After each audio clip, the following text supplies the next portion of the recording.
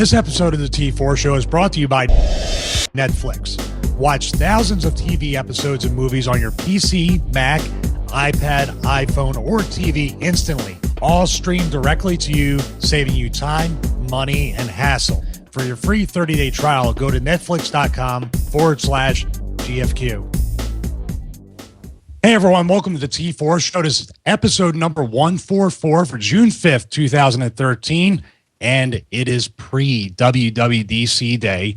But more importantly, it's actually signed 300 pages of a mortgage document day for our co-host Colm, who has recently moved into a new studio, which actually looks like my old studio with the plain white wall. How are you doing, Colm?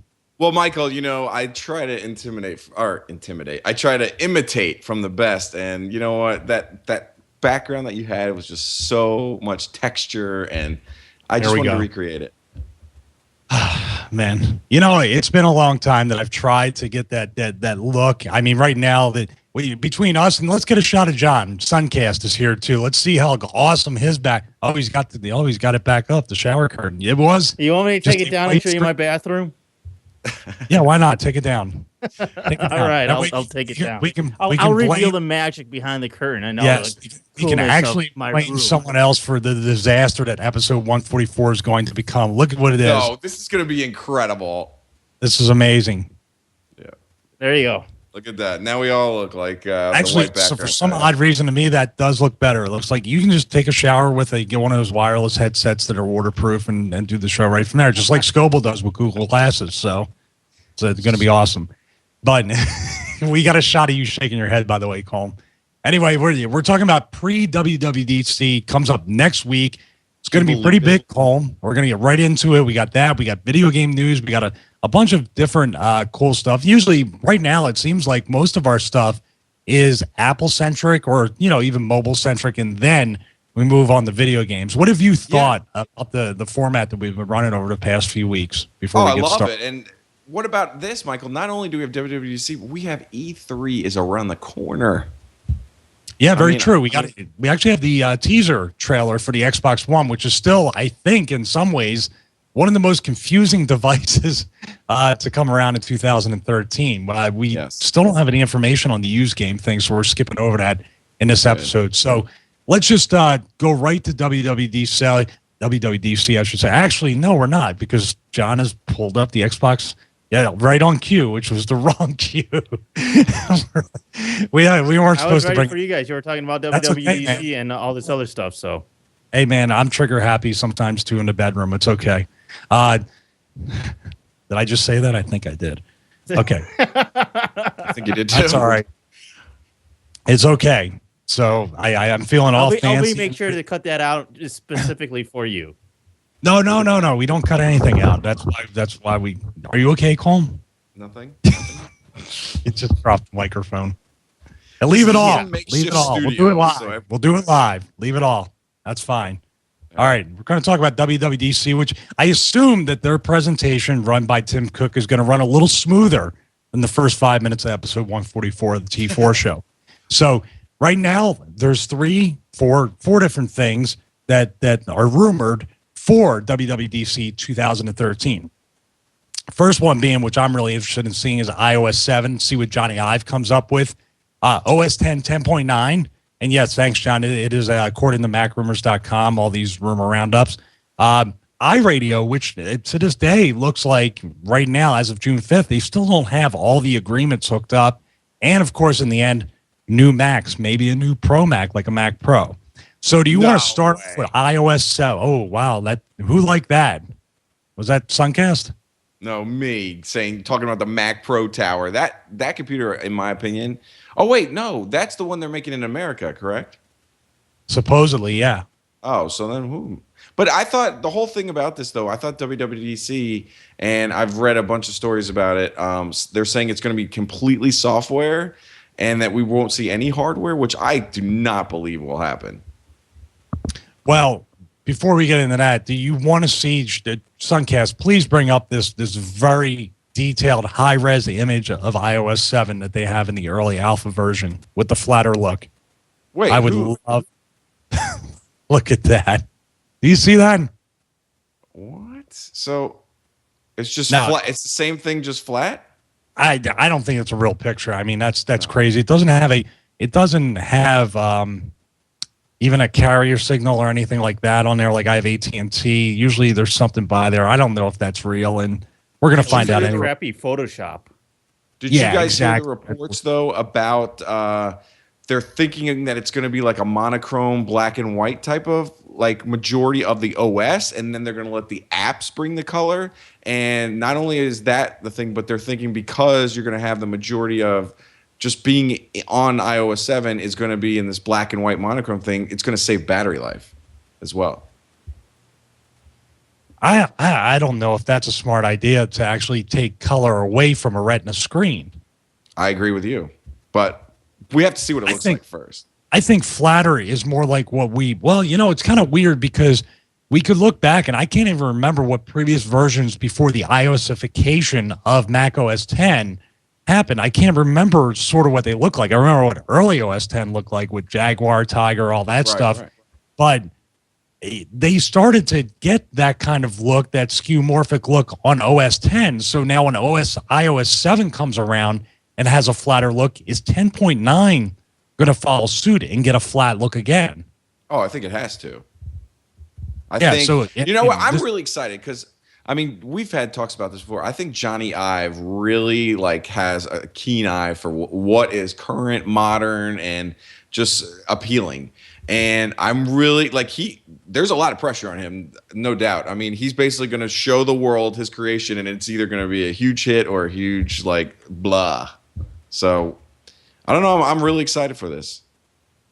On the Johnny Ive subject, I always thought that he was going to be the guy to succeed Steve Jobs. I didn't think there was anybody with any more charisma out there than him. I still think, in my personal opinion, I don't know about the inner workings of Apple, but man, I mean, imagine Johnny Ive giving a presentation. Who could bring the magic of Apple, anywhere close to Steve Jobs? It would have to be Johnny Ive. When Tim Cook speaks about stuff or anybody else, it really does seem like a corporate presentation. But when Johnny Ive gets up in that clear white background, much like what you have right now, Colm, except good, it really, it sounds so much more passionate. It sounds so much more like, wow. It doesn't sound like, it almost sounds like Tim Cook talking about specs because he's an assembly line guy. He's a logistics, shipping, numbers guy. And Johnny Ive brings that feeling that other guys in the company don't. He just has to say aluminum over and over again, the way he says it. Aluminium. And he brings his finger up to show how pinpoint and precise everything needs to be with the Apple hardware. But you know what? I'm sure, being the CEO of Apple is probably a whole different challenge. He can hang out in his lab. He can now pretty much change the software and do what he did for that he did for hardware. And yeah, I mean, I'm assuming now that 10.9 is going to have that same presentation, at least a preview of it, to run uniformly with iOS 7, right? Yeah, I would think so. I would think it's going to be hand in hand. I think we're going to get iOS 7 earlier though than what is it, 10.9? When what are you thinking on release dates for these? I think iOS 7 is going to be a July release. And I'm thinking that 10.9 is going to be September, October.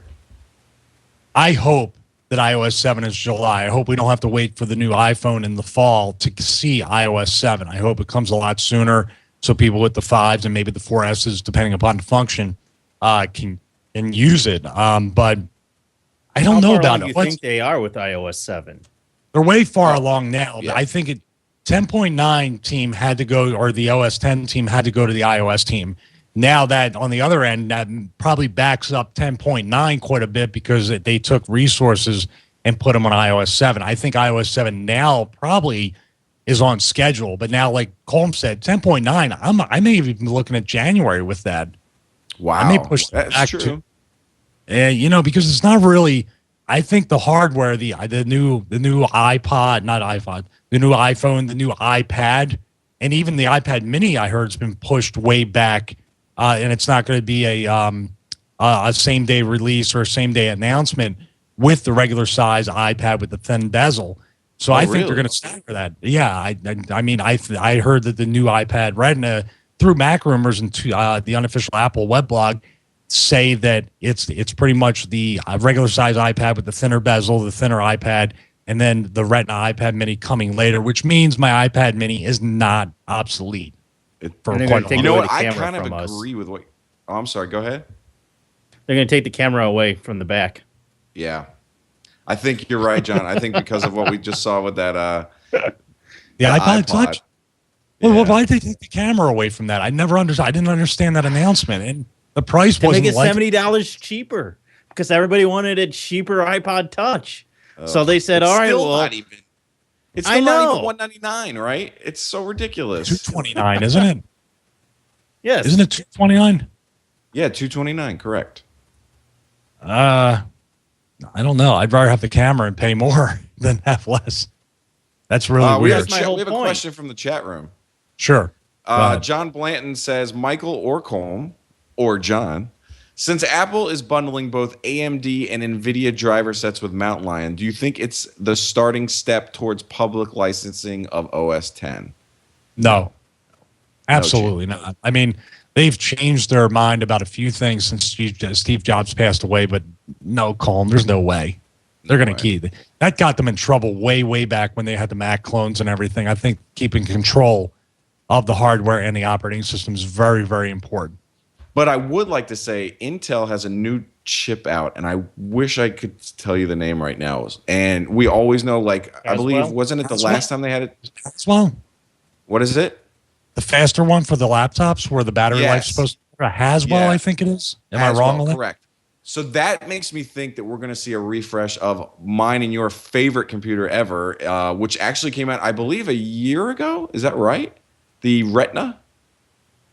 I don't know. I know we spent months staring at it and wanting it and doing all that stuff. Hey, how about this? How about the MacBook Airs? I think the Airs are definitely going to be refreshed come WWDC. Oh, yeah. You can't even get one. Can't even get one. They restrained the supply. So I think the Air, the line's really being kind of blurred because now SSDs are almost 70% of all Mac laptops, and even some of the desktops in the future are going to get them like the iMac. But the line is really blurring between the MacBook Airs and the MacBook Pros because you used to be able to do nothing with the Air. Now with Thunderbolt and the better processors, and now the Haswell one coming out, the MacBook Air might become a power laptop as well. Right, but the thing is, I don't know. It might just be me, but I just don't feel like you get. What is the biggest size screen you can get with a MacBook Air? Is it only 13? 13, but 13 still a good screen. The way they'll differentiate, I think the difference between the Air and the Pro is going to come down to the Retina screen because I don't think they're going to be able to keep the price points or the different. They're just going to make them different. I mean, we can get a Retina MacBook Pro 15 and 13, or you can have this Air, which has a very powerful processor, but you're not going to have the resolution because the graphics card or whatever, they're going to keep it much thinner and much lower power consumption. Right. So what do you think hard drive wise? Because do you think we're finally at the point now where Apple's basically like, all right, you're going to have Fusion or SSD straight up? Like, Fusion, Fusion just kind of fizzled out, though. We haven't heard anything. I don't even know what in the world happened to Fusion drives, and I think they were too expensive.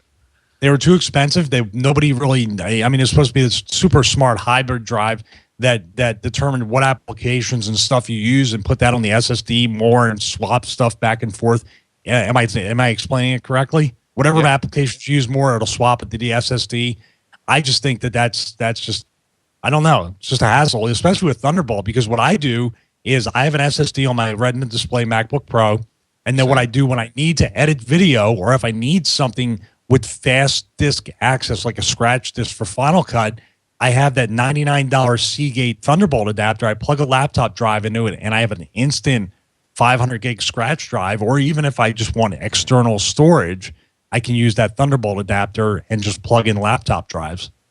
Yeah, no, that's a great solution. I mean, I think since all these cloud services and me paying for like a Spotify and stuff like that, the only things I'm really saving now to my hard drive are pictures and my work files. But other than that, it's like, Why do you need to keep movies or TV shows or any of that stuff when you have access to Netflix or anything? Yeah. You know, you're talking about Spotify, so that's a great segue to talk about iRadio. Now, Apple's been caught it. I did catch it. Thank you. Mac Rumors talks, and this is quoting them. Apple's been rumored to be working on a Pandora-like streaming radio service for quite some time, but difficult negotiations have reportedly slowed the effort considerably. Wow. Just weeks ago, it was reported that continued difficulties with record label and publisher negotiations, well, that's a big shock, might result in Apple being unable to unveil the service at WWDC. But just this past weekend, Apple signed Warner Music, excuse me, and what appears to be a last-minute push to secure deals in time for a WWDC announcement. Yep. The service would not, however, launch until later this year along iOS 7. So that's interesting. They heard later this year. So that might mean iOS 7 and all this stuff is coming with the brand new iPhone. And the one we have now. But obviously they're going to wait till hardware on that side. Is this something that, with all this stuff, I know Apple has a way. They'll sign one and then they'll pressure the rest. They'll release the service and then wait, much like they do with iTunes. They wait for the record labels to cave in and join in. But we're in a different culture, Colm. I mean, we Spotify, we have Pandora, paid service. Groove Shark is free, and I can search for just about any song there. And what do we have? Mog, SoundCloud. There's 2 or 3 others that are along the lines of Spotify. Spotify pretty much being, in my opinion, the absolute best for what you get for $10 a month. So can iRadio compete with that? I think, Bill Savage is saying it here in the chat room. He's saying we have Pandora, Spotify radio. We don't need it. He says the market is so oversaturated with internet radio, and I tend to agree with him. I mean, I think we both started with, was it Rdio? We stayed there for a while, and then we went Spotify, Rdio. Then now I'm back on Spotify, and I could not be happier with that. I create playlists. I created a whole playlist just for moving. They're getting current stuff. New releases come out the day they come out. I love it. I mean, I just think it's going to be they're going to have to do something different with iRadio that's going to set it apart from the other services. That's the only way it'll succeed. Well, the only way it's going to really get people to move is to be cheaper and offer the same amount of songs. So if you're talking about a $9.99 service, $9.99 service for Spotify and Rdio, they compete with each other, and the ability to download songs to offline playing and listening. The only thing they can give is price. I mean, you're talking about 15 million songs on each service that I just mentioned, Rdio and Spotify. What's the difference after the first 5-10 million? What songs are you? I have never not found a song on Spotify. As a matter of fact, Spotify, when I open it up, when I start up my thing, it shows me, hey, guess what? There's a new album on here. Listen to it. It helps me discover music. I don't think iTunes gives you that kind of thing. I mean, I don't even think iTunes Match is fine, but these are all like nickel and dime premium services like iCloud, where you're paying. I mean, what kind of price am I paying for iCloud when I can get Dropbox? I got 180 gigs for $99 a year. I mean, who can compete with that? I haven't even touched the iCloud besides what's free for me. I'm not going to touch iTunes Match because I have a Spotify or an Rdio. What do I care?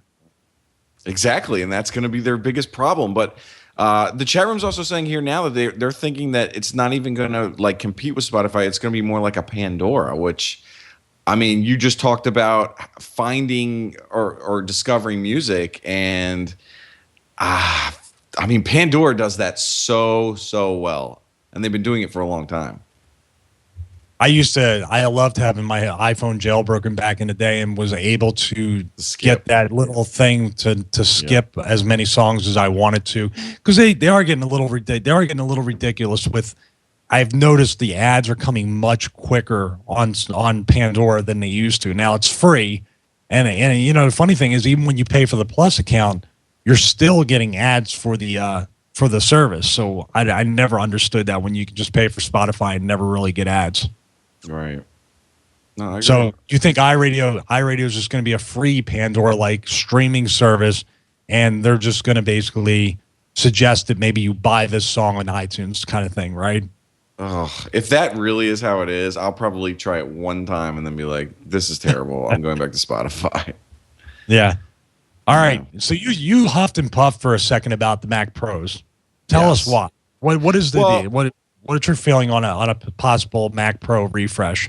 Well, here's my problem. Mac Pro was the Mac to have, especially in my field with doing design and websites and stuff like that, and using Photoshop and all those. So it was like the Mac to get because it had all the power. You were able to upgrade.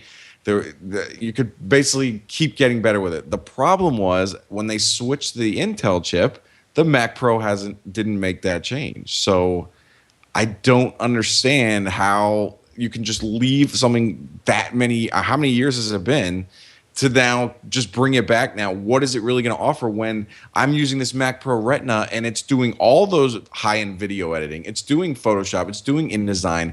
How is this Mac Pro going to set apart from just getting a Retina? That's what I don't get. It's pretty insane that we will never ever see ourselves going back to a desktop. Okay, John. So now it's time. Now you're allowed to play the Xbox One teaser trailer, and then don't play it after this though. We're done with it after this. Twice is enough. Here we go. I have to say, their marketing department, and I mean, we talked about this in the last show. They're really doing a great job. I mean, it's a unified campaign.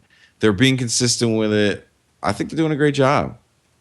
Yeah, but you're not buying it. You're buying a PS4. Right, but that's what I said. But now, because marketing is so strong, and I'm highly influenced. You're easily influenced. Tell me one thing. It's easily influenced, highly influenced. Tell me one commercial or any news you have on the PS3. I mean, they haven't done anything. Or PS4.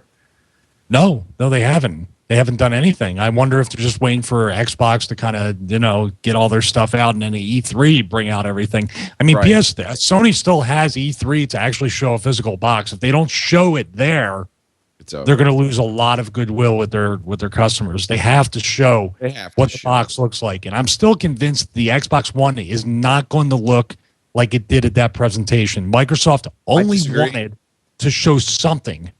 I disagree now.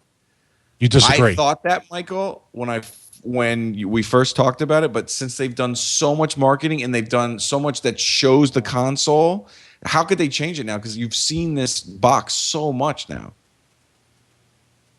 Yeah, I don't think it's going to change. You don't think it's going to change? No way. I think it's a perfect. It's just a box. It's going to go in your entertainment thing. They just said, hey, let's just do it and make it simple. And it's the whole new thing. Black and white is like the new thing now. Everyone wants to go black and white.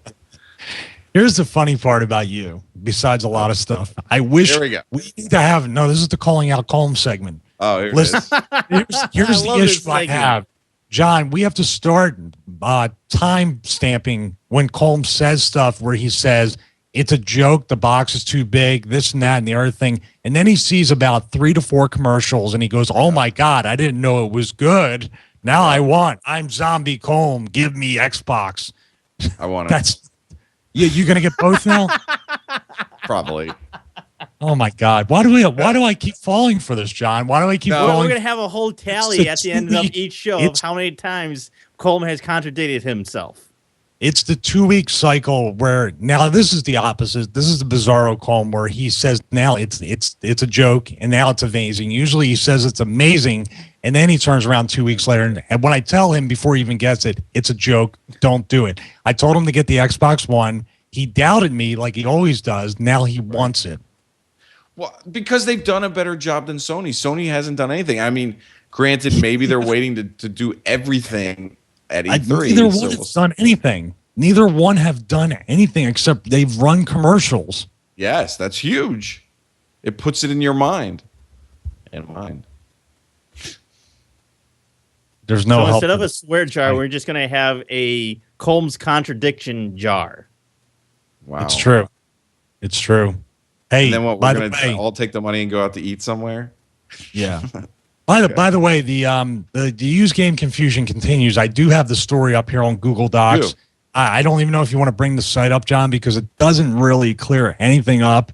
To recap, in the quickest way possible, there's some kind of thing that, like, basically, if I wanted to bring Madden over to your house to play it, and I have the disc, I have to pay a fee to play it on a second second box, correct?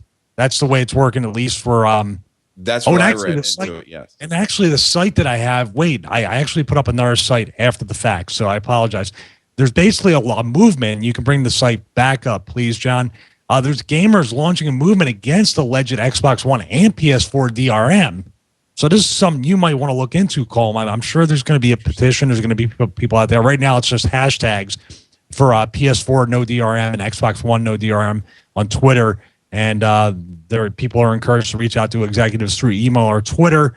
And, I guess they want answers. I mean, I know I do, and I don't know who created that PS4 box on the site, but it looks better than the iOS 7 screen, at least, from earlier. What do you think? What are they going to do? I mean, somebody's going to figure out a way to make this cheaper. They said they couldn't. You can't JTAG an Xbox 360. You can't hack it. You can't mod it. You can't even mod the Wii U, but we see stories of the Wii U getting modded now. They're going to find a way around whatever both companies are trying to do. Yeah, I mean, the one thing I've read too about the Xbox is that it's more like a PC than the old one was, and that's why it's not backwards compatible. I think both machines are just really like high-powered PCs in a smaller footprint. The one thing, and you just brought this up, and it's something I want to talk about, is that the one thing that console games are not doing right is that let's say you're in town, Michael, and you're staying over, and we're like, let's play Madden for the belt. All right. Now, if we do that, I will have my gamer tag, and I will be getting achievements, that one, and you would not be. You'd have to sign in as a guest. Why are we not at the point where wherever you go and if you're playing a game, you need to be able to sign in and get achievements and have your stats? I don't get why that's not a thing. Well, I mean, they're moving in the other direction. They're actually limiting your play.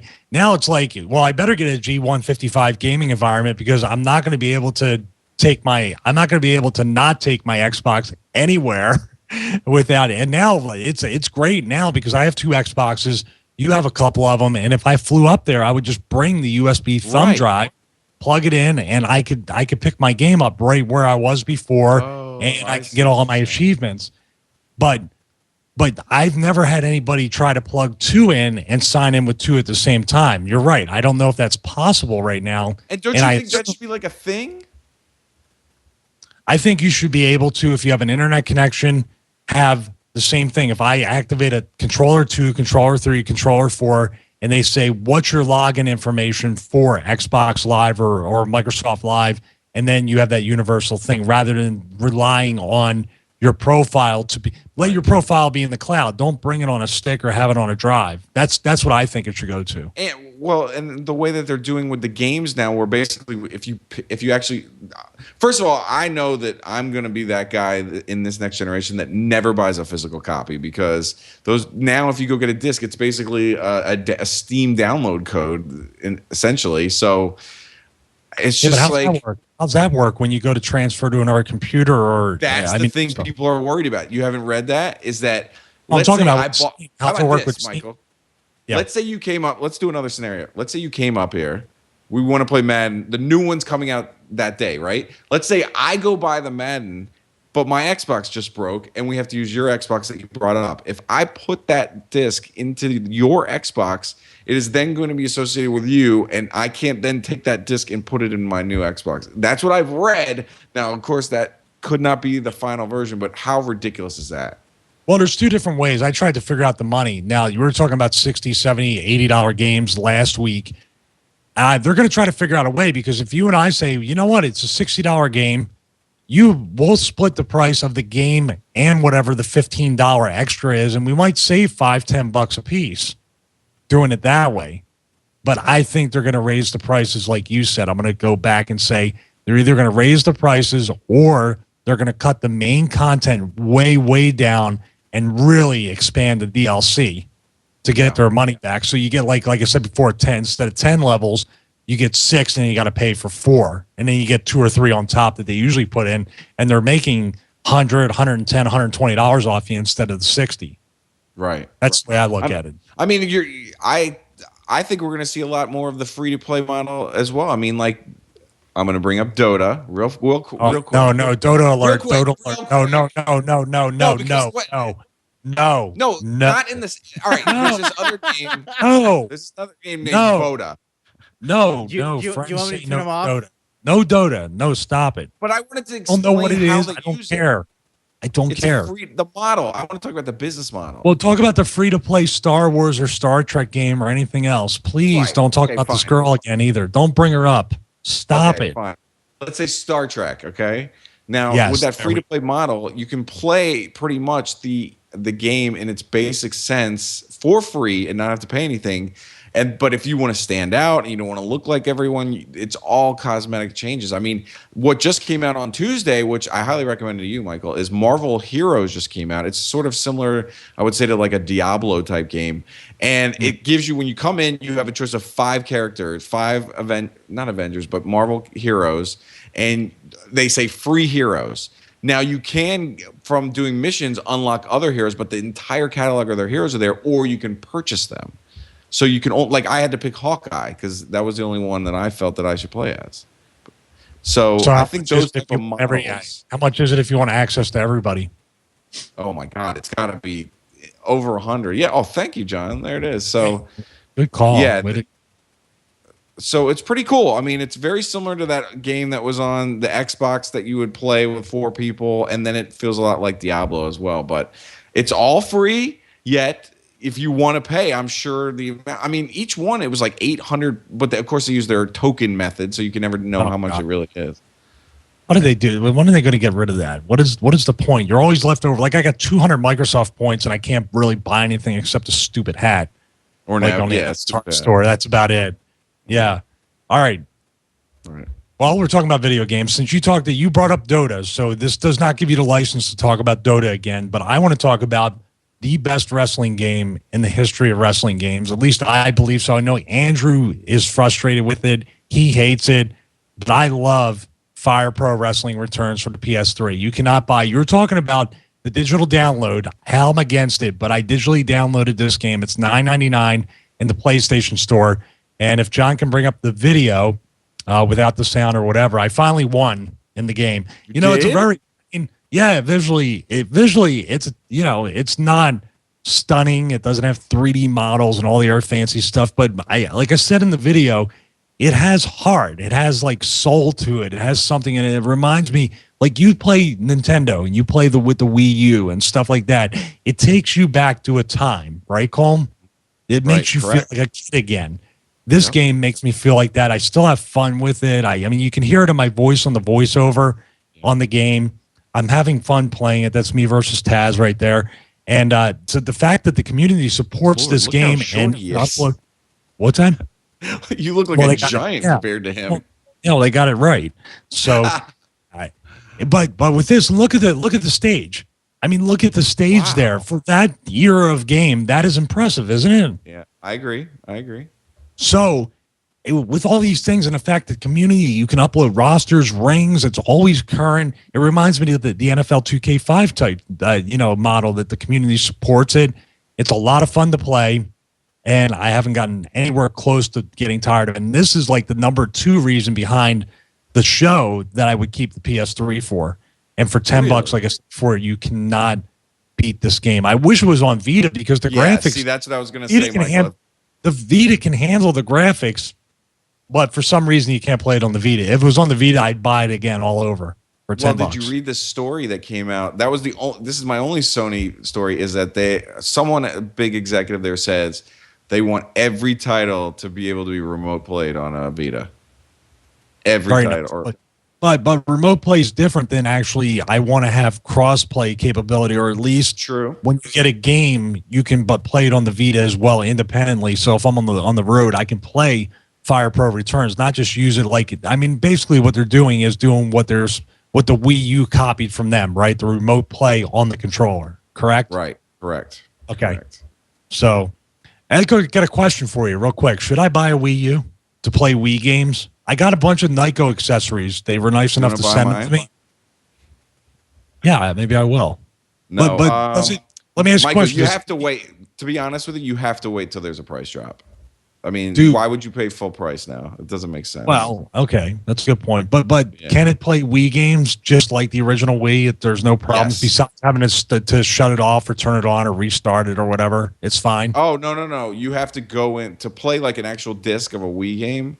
You have to actually go in. But what they've done now, which is way better, is that all the retro games that are slowly being rolled out, so you don't have to go into the Wii. You can just play them straight from the Wii U menu. So like, I've picked up Super Metroid. I picked up some Zelda games, Mike Tyson's Punch Out. I mean, I love that, and you're able to play them on the controller as well. So you are playing it again.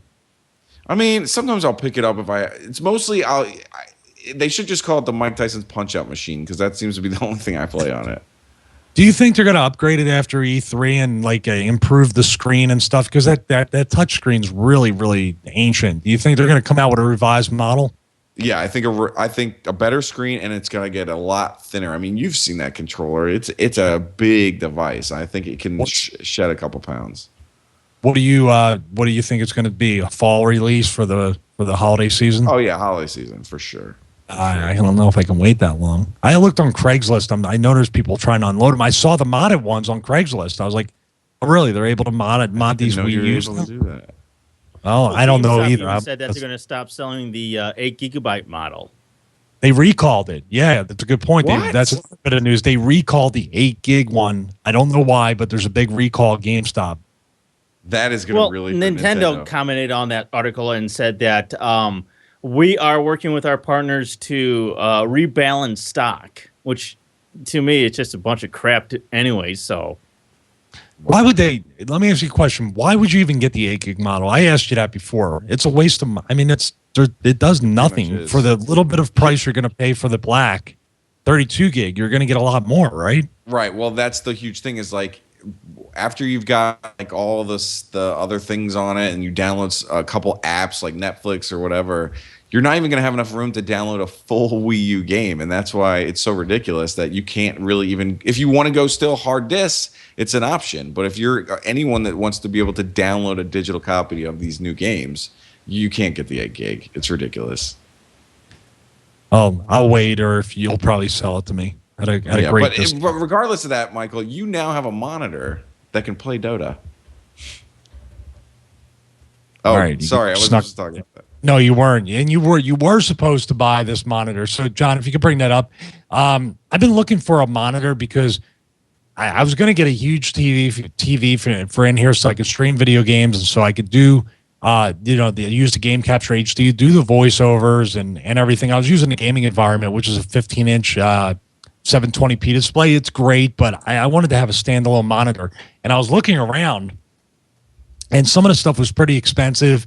Didn't have HDMI's, Colm. Didn't have the speakers built into it. Didn't have a lot of things, and I don't know how in the world I came across this. It's called BenQ, I think that's how you pronounce the company. But BenQ this is the official tournament gaming monitor that I have up here. And last week, for some reason, I just happened to catch it on a today's deal thing on Amazon for $169. Wow. The thing with this one is it's 24 inches, but it looks bigger with the aspect ratio and the way it's configured. I'm going to do a video on the monitor. It has 2 HDMIs, and I think and it can scale the resolution according to what you're using. So if it's Fire Pro Returns, you can scale it if you'd like to get the best resolution out of the game.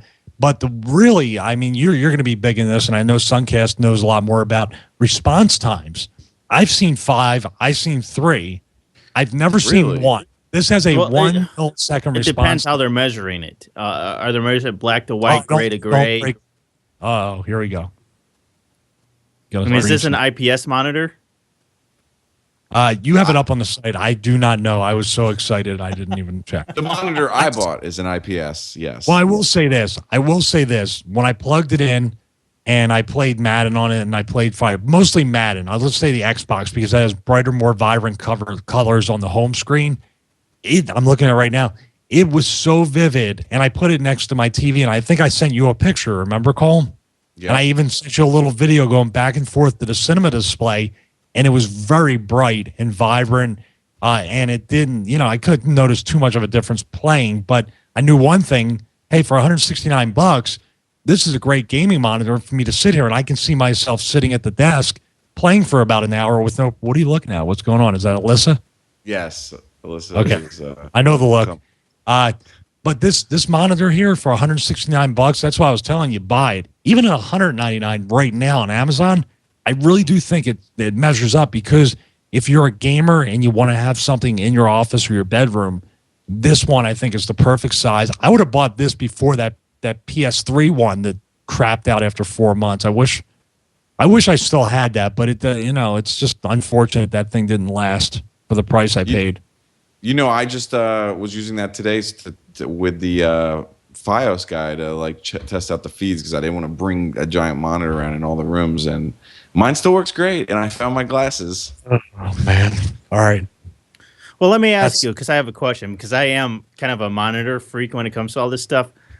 What do you think of the viewing angle and the color shifting on? Because there's other monitors that I've tried. Back in January, I tried an Asus, and it was just crappy because I really have a stigma with monitors, especially TN panels like this one, which aren't IPS, have notoriously bad viewing angle and color shifting. Well, I don't know about all the technical terms, but I will tell you this. I did test the viewing angle just to see, because, I know about that when you go and there's that kind of like that plasma type, pixelation, or it looks kind of like gassy on the side. Am I describing it correctly? It's sort of like, yeah. It has a projector type of feel when you're looking at it from the side, like the old DLP TVs. It doesn't have that. Well, it's like if you're not looking at it straight head on in center, then the color is going to shift dramatically in the sense where stuff could be unreadable or in a completely different color. No, because when I first turned it on and I was out in the living room with the Xbox, I was actually on the side of it. So how you plug it in, you're kind of holding it, and you're to the angle about maybe, directly perpendicular to it, or a little bit in front of it. That's where I was. So I backed up and I was like, wow, it looks great. And then when I went to the center, it did not change. I walked around to the center, looked at it straight on. It was fine either way. I still think for the price, I mean, even if I had a little bit of that, for the price and what I've experienced, and for having two HDMIs, DVI and VGA, and also built-in speakers that are pretty damn loud, I think I think it has audio. That's key. Because I bought a monitor and it does not have speakers built. It has, so that is, for the price, that's unbelievable. And I had to turn the speakers down in order to stream voice over. They were pretty loud. They're pretty loud, and I haven't even calibrated it yet, guys. I haven't done anything. It was pretty much plug. You can calibrate it, and you John could probably do a lot more to make the monitor even more vibrant and have the resolution come out even better. I just plugged it in and started playing, and it was. Suncast just brought up. I saw he brought up on the feed the monitor I just purchased. The reason why I got this one, there's pretty much like no bezel on this, which I love. It's almost like to the edge. And it's super thin from the side, and it has the. I really love IPS Suncast. Like I love that. Absolutely. I don't know why anybody would not get an IPS panel. Exactly. So when I saw this IPS like in the store, I was like, "That's the one," and it's beautiful. And it came with what you were talking about, John. There was a special warning on it talking about the color. Has been tested and run through, and I was like, oh, okay, so it's already color corrected out of the box. Yeah, but they're not always exactly in that fashion, because I just bought this monitor. I'm going to try and bring it up here for you. It's the Dell 24. Oh, that's a classic one right there. Yeah, who's and even with that one, I still had to do some correction on it. Right. He took it off real quick. Yeah, I was like, who's Beverly? Huh? Oh, that's my my mom. She has Prime stuff, so I use her account for all the Amazon Prime stuff. Yeah, of course. Oh, yeah. Wait, that's something else. We share Prime, so. Yeah, it's like me and Michael. We used to share Netflix, not anymore. We share Netflix. We share Amazon Prime. In other words, I would pay for it, and he would use it. I understand. No, he sent me an Nexus 4. I still owe him $30 for the shipping. I haven't forgotten. Shut up. I got to send you a Drobo as a housewarming present. I'm sure Alyssa will love that.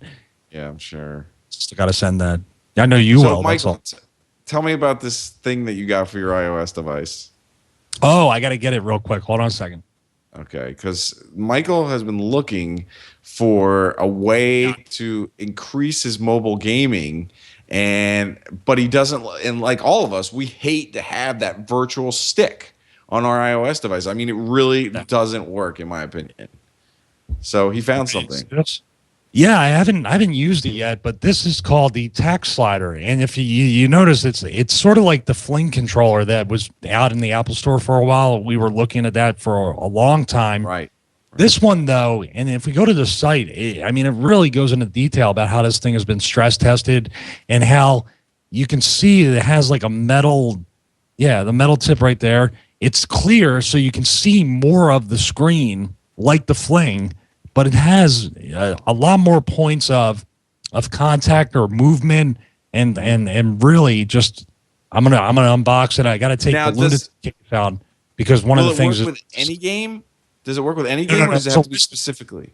There's a list of games, and if John can bring that up on the site, there's a list of games, and it's in a Google spreadsheet or Google Doc or whatever that you can pretty much. You know what I like too?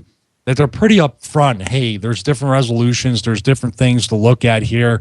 So make sure, check your thing. We're adding compatibility and everything to the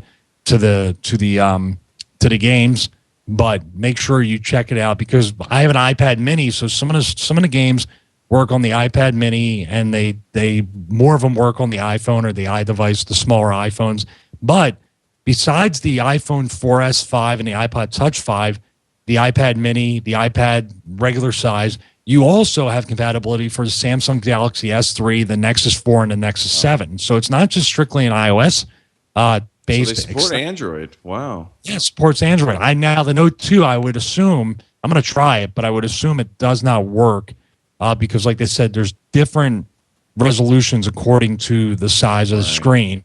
So, but there's plenty of games. I mean, you look here, 13. I'd like to try He-Man. I didn't even know that game was out. Real Football 15. Let's see, X-Men. And on the iPhone. Yeah. Let's say the iPhone, 135 games. On the iPad, maybe 46, 47. And they are adding stuff. So I got this shipped to me from Singapore Post. And it came in about a week or so. And no special shipping or anything. So it was pretty quick shipping. And I look forward to trying it out. The one thing I will say, I have the lunatic case here, the very rugged case. On cases like this, it's really not going to work, especially if you have a screen protector like I have. It's a very thick case, so it's going to take up room. You're better off if you have like a bumper or huge. Something. Yeah, that's what she said. So, no, actually, nobody says that. But anyway, yeah, this case, I'll tell you what, when I take it out of this case, this lunatic case, and I put a regular bumper on it, I'm going to think it's not even in my pocket half the time. It's so true. But anyway, talking about the tax slider, this is $24.90 shipped. Last time I checked, I added it to the cart. And like I said, I really am looking forward to using this, but I wanted to give everybody a preview because it seems like mobile gaming's, especially with E3 coming up, I'm sure there's stuff people are going to talk about with mobile gaming for the devices. Also, on a side note, I have the PlayPad Pro coming from Nyko, and I'm going to test it out on the Note 2. Ooh, you saw that at PAX East, right? Yeah, the ProPad 2 is an amazing. Michael, it feels like it's solidly made, and it feels like an Xbox controller. I mean, it's awesome. Yeah. I should be getting that next week. They were supposed to send it to me with a package here, but they sent me the Pro controller for the Wii U, so that'll be coming next week. I'm definitely going to run the test. I'm probably going to end up, doing like little comparisons, like what should you get this little accessory here for your device, or should you go full bore with the hardware controller? What the advantages, disadvantages are. This little thing here, though, the cool part too, Colm, if I don't have, or even if I have a thin case on here, it has a little holder on the back, a little suction cup. I saw that. Put it on there, so you never have to worry about losing it either. So nice little touches like that for $24.90. I think it's gonna be a really good accessory, and they put a lot of work into it. I can tell. No, I definitely would love to try one out too, and then also a real controller and see like, is it worth it to have a big device or something that's so easy that I can just pop it on the back of the iOS device or Android. Oh, hold on a second. Huh? That's why I asked them to send me an extra one for you. Yeah, right.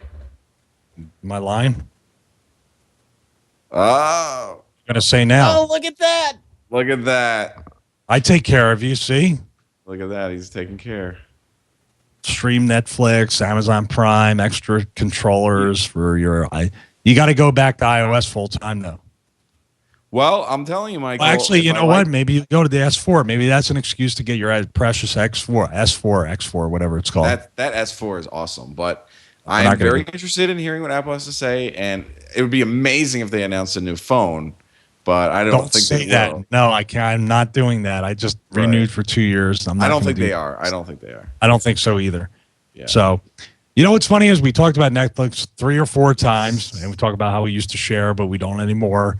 Netflix is a proud sponsor, and they're still sticking with us even through all the horrible reads of every episode of the T4 what do you show. Mean they love the reads. They love them. I don't get why. I don't know why they do. Maybe because they last for 10 to 12 minutes and nobody will give them that much time. But if you go to netflix.com/DFQ, you can get 30 days free. And I'll tell you what, you're not going to last 30 days. You're basically going to buy it $8 a month for streaming. What is it, $12.99 now if you want to stream to 4 devices at once, Colm? That's what you have? Like a family account is what they're calling it. Yeah. Family plan. We were on a family plan once. We were on a we probably made them create a family plan. That would probably be an even better guess in my estimation. Yeah. So in this segment, though, sponsored by netflix.com/DFQ, we give our picks of the week, which is usually the same exact thing for me, but Colm has something different every week. So let's go to him first. Yeah. This is, I mean, because I'm an Xbox One guy now, apparently, Michael. This was an announcement they made at their little event. They talked about that Steven Spielberg is going to be doing a full Halo type TV show, sort of like Defiance, I guess, that's out right now.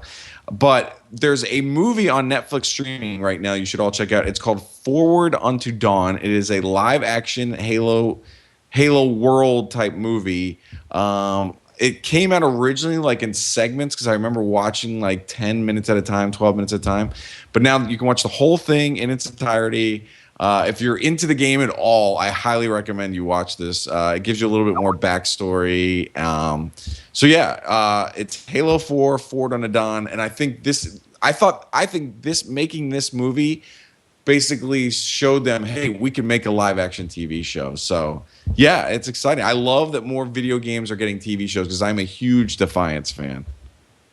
I'm still not. I haven't gotten into it. I don't know what's going on.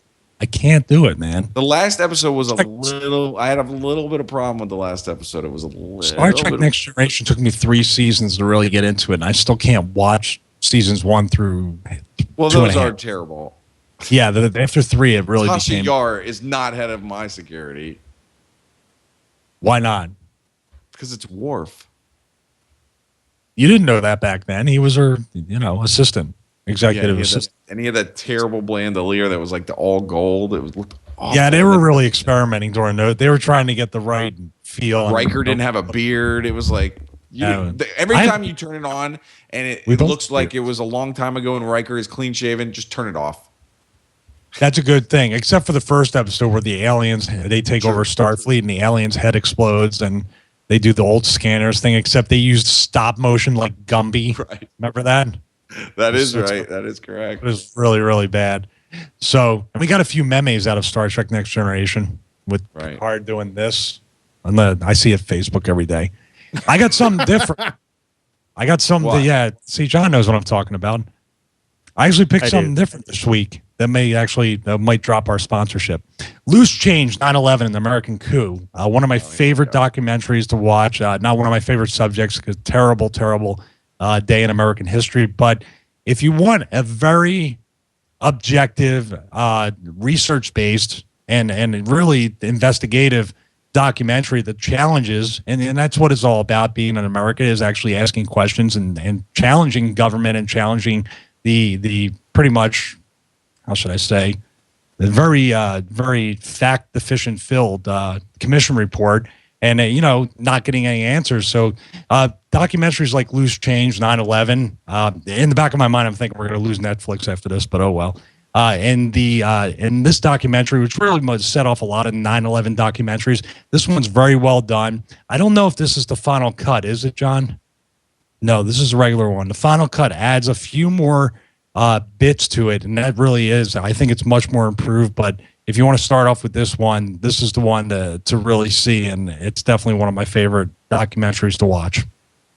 Interesting. I mean, I'm not a real conspiracy guy like you, but maybe it's not I'll check it out. You know what? Here we go. No. I'm going to say the conspiracy thing, the conspiracy label, the conspiracy theorist thing.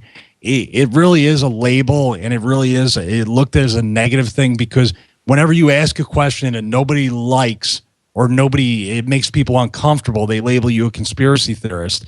If you just have an open discussion about stuff like this, then we can get somewhere. Whether we disagree or agree to disagree or whatever, it's the fact that people just yell at each other and dress people down, and they don't want to even, if this turns out to be, see, you're laughing. It's fine. It's okay. I'm just smiling at what you're saying. That had nothing to do with that. This is actually, Isn't that called the T4 show? This is actually the documentary that made Jesse Ventura change his mind, because he was like on the side of it.